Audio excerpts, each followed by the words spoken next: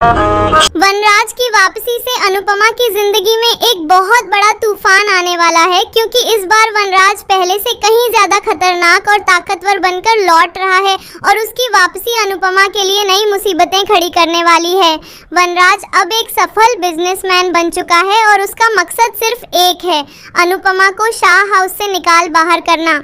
जब अनुपमा अपनी dance team के साथ शाह हाउस में रहने आती है तो वनराज उसे ताने मारते हुए कहता है कि अगर वो सिर्फ प्रतियोगिता खेलने आई है तो होटल में रहे, उसके घर में क्या कर रही है। लेकिन अनुपमा भी अब चुप रहने वाली नहीं है।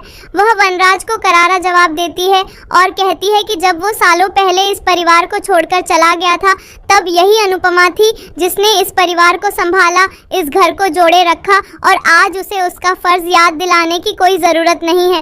वनराज इस जवाब से बौखला जाता है, लेकिन इस बार उसके पास दौलत और ताकत दोनों हैं। वह चाहता है कि सबको खरीदकर अनुपमा को अकेला कर दे। तोशु और पाखी तो वनराज की दौलत देखकर पहले ही उसकी तरफ हो जाते हैं और ठान लेते हैं कि अब वे किसी की भी नहीं सुनेंगे, क्योंकि उनके पापा अब बहुत अमीर हैं। लेकिन वनराज की असली नज़र अपने पोते अंश पर है। वह अंश के ऊपर ढेर सारा पैसा खर्च करता है, उसे गाड़ियों, महंगे गिफ्ट से लाद देता है और कहता है कि तू ही मेरा असली वारिस है, तुझे ही मैं सब कुछ देने वाला हूँ और अब तुझे किसी से डरने की कोई ज़रूरत नहीं।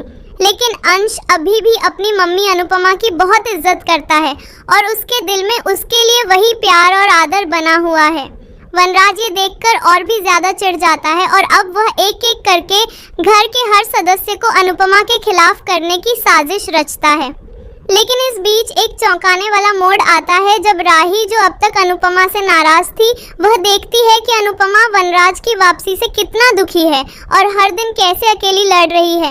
राही को समझ आता है कि उसकी माँ वास्तव में कितनी मजबूत और सच्ची है और वह उसके लिए क्या क्या झेल रही है। इसलिए राही फैसला करती है कि अब वह अपनी माँ का साथ देगी, चाहे उसके खिलाफ पूरी दुनिया ही क्यों न हो। अब देखना ये होगा कि क्या राही और अंश मिलकर अनुपमा का साथ देंगे।